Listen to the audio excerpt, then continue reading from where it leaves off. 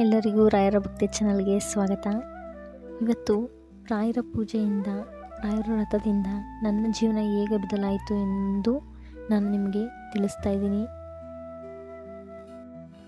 ರಾಯರು ಅಂದ್ರೇ ಒಂದು ಖುಷಿ, ರಾಯರು ಅಂದ್ರೇ ಒಂದು ನಂಬಿಕೆ. ನಮ್ಮ ಜೀವನದಲ್ಲಿ ಕಷ್ಟ ಕಾರ್ಪಣ್ಯಗಳು ಇಷ್ಟಾರ್ಥ ಸಿದ್ಧಿಯಾಗಲು ನಾವು ರಾಯರ ಈ ವ್ರತ ಮಾಡಿದರೆ ಖಂಡಿತ ರಾಯರು ನಮಗೆ ಫಲ ಕೊಟ್ಟೇ ಕೊಡ್ತಾರೆ. ಅದನ್ನು ನಾನು ನನ್ನ ಅನುಭವದಿಂದ ನಿಮಗೆ ಹೇಳ್ತಿದ್ದೀನಿ. ನನ್ನ ಜೀವನದಲ್ಲಿ ರಾಯರು ಹೇಗೆ ನನ್ನ ಜೀವನ ಬದಲಾಯಿಸಿದರು, ನನ್ನ ಜೀವನ ಹೇಗೆ ಬದಲಾಯಿತು, ನನ್ನ ಜೀವನ ಟರ್ನಿಂಗ್ ತೊಗೊಂಡಿದ್ದು ಯಾವಾಗ ಎಲ್ಲ ನಾನು ನಿಮ್ಮ ಹತ್ರ ಹೇಳ್ಕೊಳ್ತೀನಿ. ನನ್ನ ಒಂದು ಜೀವನದ ರಾಯರ ಪವಾಡಗಳನ್ನು ನಾನು ನಿಮ್ಮ ಜೊತೆ ಹಂಚ್ಕೊಳ್ತಾ ಇದ್ದೀನಿ. ನಾನು ರಾಯರ 7 ಗುರುವಾರ ವ್ರತ ಮಾಡಿದ್ದೆ. ಯಾವುದೇ ಒಂದು ಇಷ್ಟಾರ್ಥ ಅಥವಾ ಬೇಡಿಕೆಗಳು ಯಾವುದನ್ನು ಇಟ್ಕೊಳ್ಳದೆ ಮಾಡಿದ್ದೆ. ನನಗೆ ರಾಯರ ಮೇಲಿನ ಭಕ್ತಿಯಿಂದ ನಾನು ಆ ವ್ರತ ಮಾಡಿದ್ದೆ. ನನ್ನ 6 ವಾರ ವ್ರತ ಪೂಜೆ ಮುಗಿಯಿತು. ಅಂದರೆ ಕೊನೆಯ ಒಂದು ವಾರ ಉಳಿದಿತ್ತು. ಆ ವಾರದ ಹಿಂದಿನ ದಿನ ಬುಧವಾರ ನನಗೆ ಪೂಜೆ ಮಾಡಬೇಕು, ನಾನು ವ್ರತ ಮಾಡಬೇಕು ಅಂತ ಯಾವುದೋ ನೆನಪು ಸುತ್ತಿಲ್ಲದೆ ನಾನು ಬೇರೆ ಯಾವುದೋ ಒಂದು ಇದರಲ್ಲಿ ಮುಳುಗೋಗ್ಬಿಟ್ಟಿದ್ದೆ. ಆಗ ನನಗೆ ಏನು ಮಾಡಬೇಕು, ನಾಳೆ ಪೂಜೆ ಇದೆ, ವಸ್ತ್ರ ಅರ್ಪಿಸ್ಬೇಕು, ಸಮಯ 7 ಗಂಟೆ ಆಗೋಗಿದೆ ಸಂಜೆ, ಏನು ಮಾಡಬೇಕು ಅಂತ ಯೋಚಿಸ್ತಾ ಕೂತಿದ್ದೆ. ತುಂಬ ಮನಸ್ಸಿಗೆ ತುಂಬ ನೋವಾಗಿತ್ತು. ನಾನು ಎಂಥ ಭಕ್ತೆ, ನನಗೇನು ಪೂಜೆ ವ್ರತ ಹಿಡಿದು ನಾನು ಏನೂ ಮಾಡ್ತಾ ಇಲ್ವಲ್ಲ ಅಂತ ನನಗೆ ತುಂಬ ಬೇಜಾರಾಗಿತ್ತು. ಆಗ ನನಗೆ ಒಂದು ಕರೆ ಬಂತು. ಅವರು ನನ್ನ ಕಸಿನ್, ನಾಳೆ ಬಾ ನನ್ನ ಮಗಳಿಗೆ ರಾಯರ ವೇಷ ಹಾಕೋಣ, ಫೋಟೋ ತೆಗ್ಸೋಣ ಅಂತ ಕಾಲ್ ಮಾಡಿದರು.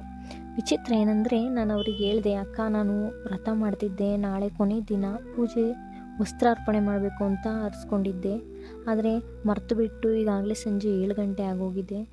ಆಗ ಅವರು, ಅಯ್ಯೋ ಅದ್ಯಾಕೆ ಚಿಂತೆ ಮಾಡ್ತೀಯಾ, ನಾನು ನಿನ್ನ ಒಂದು ವಸ್ತ್ರ ತರಿಸಿದ್ದೀನಿ ನನ್ನ ಮಗಳಿಗೆ ವೇಷ ಹಾಕೋದಕ್ಕೆ ಅಂತ ಹೇಳಿ, ಬಾ ಅದನ್ನೇ ಕೊಡ್ತೀನಿ, ಅದನ್ನೇ ನೀನು ವಸ್ತ್ರ ಅರ್ಪಿಸು ಅಂತ ಹೇಳಿದರು. ನನಗೆ ತುಂಬ ಖುಷಿಯಾಯಿತು. ನಾನು ಅವರಿಗೆ ವಸ್ತ್ರದ ಪ್ರತಿಯಾಗಿ ಸ್ವಲ್ಪ ದುಡ್ಡು ಕೊಟ್ಟು ಆ ವಸ್ತ್ರವನ್ನು ತೆಗೆದುಕೊಂಡು ಬಂದು ಪೂಜೆಗೆ ಉಪಯೋಗಿಸ್ದೆ. ಅದು ನಾನು ನಂಬಿರೋ ರಾಯರು ನನ್ನ ವ್ರತಕ್ಕೆ ಸ್ವತಃ ತಾವೇ ಸಹಾಯ ಮಾಡಿದ್ದಾರೆ. ಯಾವತ್ತೂ ಕಾಲ್ ಮಾಡದೇ ಇರೋರು ರಾಯರ ವೇಷ ಹಾಕೋಣ ಅಂತ ಕಾಲ್ ಮಾಡಿದರು. ಹೊಸ ವಸ್ತ್ರ ಕೂಡ ನನಗೆ ಸಿಕ್ತು. ಅಂತೂ ರಾಯರು ನನ್ನ ಬಳಿ ಅವರ ವ್ರತ ಪೂರ್ಣಗೊಳಿಸ್ಕೊಳ್ಳೋಕ್ಕೆ ಅವರಿಂದನೇ ನನಗೆ ಕಾಲ್ ಮಾಡಿಸಿದ್ರು ಅನ್ನೋ ನಂಬಿಕೆ ನನಗಿದೆ. ಇನ್ನು ಮುಖ್ಯವಾದ ವಿಷಯ ಏನಂದರೆ, ಅವರು ಕೂಡ ರಾಯರ ಭಕ್ತರು, ಅವ್ರ ಮನೆಯವರು ಕೂಡ ರಾಯರ ಭಕ್ತರು. ಅಂತೂ ನಾನು ರಾಯರ ವ್ರತ ಪೂರ್ಣಗೊಳಿಸಿದೆ. ಅದು ಆಗಿ ಮುಂದಿನ ಗುರುವಾರ ನನಗೆ ಮಂತ್ರಾಲಯಕ್ಕೆ ಹೋಗಬೇಕಾದ ಅವಕಾಶ ಸಿಕ್ತು. ಅದು ಯಾರೋ ಹೋಗಬೇಕಿದ್ದ ಬದಲಿಗೆ ನನಗೆ ಸಿಕ್ಕ ಅವಕಾಶ. ಅಲ್ಲಿಗೆ ನನ್ನ ಬದುಕಿನ ದೊಡ್ಡ ತಿರುವುಗಳು ಶುರುವಾದವು. ಆ ಪ್ರವಾಸಕ್ಕೆ ನಾನು ಇಂದು ನೋಡಿರದ, ಮಾತನಾಡಿಸಿದ ವ್ಯಕ್ತಿ ನಮ್ಮ ಸಂಬಂಧ ಎಂದು ತಿಳಿಯಿತು. ನಾನು ಮಂತ್ರಾಲಯದಲ್ಲಿ ಪರಿಮಳ ಗ್ರಂಥ ಎಂಬ ಪುಸ್ತಕವನ್ನು ತೆಗೆದುಕೊಂಡೆ. ಅದು ರಾಯರು ಬರೆದಿರುವಂಥ ಪುಸ್ತಕನೇ. ಅದು ನನ್ನ ಕನಸಾಗಿತ್ತು. ನಾನು ಆ ಪುಸ್ತಕ ಓದಬೇಕು. ಆ ಪುಸ್ತಕದಿಂದ ನಾನು 48 ದಿವಸ ಓದೋದಕ್ಕೆ ಟೈಮ್ ತೊಗೊಂಡೆ, ವ್ರತ ಮಾಡಿದೆ, ಪೂಜೆ ಮಾಡಿದ್ದೆ. ಅಲ್ಲಿಂದ ನಾವು ಸ್ವಲ್ಪ ಮಾತಾಡಿಸ್ತಾ ಬಂದ್ವಿ ಅಷ್ಟೇ. ಆದರೆ ನಾವು ಮುಂದೆ ಯಾವುದನ್ನು ಊಹಿಸಿರಲಿಲ್ಲ, ಮುಂದೆ ನಡೆಯುವಂಥದ್ದು ಯಾವುದನ್ನು ಊಹಿಸಿರಲಿಲ್ಲ. ಅದರ ಪರಿಣತಿ ನನಗೆ ಗೊತ್ತಿರಲಿಲ್ಲ. ಅವರನ್ನು ನಾನು ಅಲ್ಲೇ ಮಾತಾಡಿಸಿದ್ದು. ಅಲ್ಲಿಂದ ನಮ್ಮಿಬ್ಬರ ಭೇಟಿಯಿಂದ ಶುರುವಾಗಿ ಇಂದು ರಾಯರು ನಮ್ಮಿಬ್ಬರನ್ನ ದಂಪತಿಗಳನ್ನಾಗಿ ಮಾಡಿದ್ದಾರೆ. ನನಗೆ ರಾಯರು ಕರುಣಿಸಿದ ಅದ್ಭುತ ಬಹುಮಾನ ಎಂದರೆ ಅದು ನನ್ನ ಯಜಮಾನರು.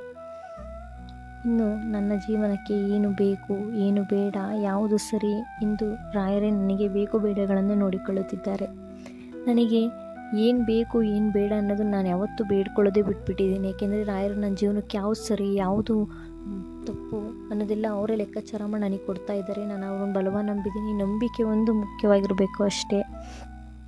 ರಾಯರ ಅನುಗ್ರಹದಂತೆ ನನಗೆ ಒಂದು ಗಂಡು ಮಗು ಕೂಡ ಜನನವಾಗಿದೆ. ನನ್ನ ಕುಟುಂಬ ರಾಯರ ನೆರಳಿನಲ್ಲಿ ಸಾಗ್ತಾ ಇದೆ.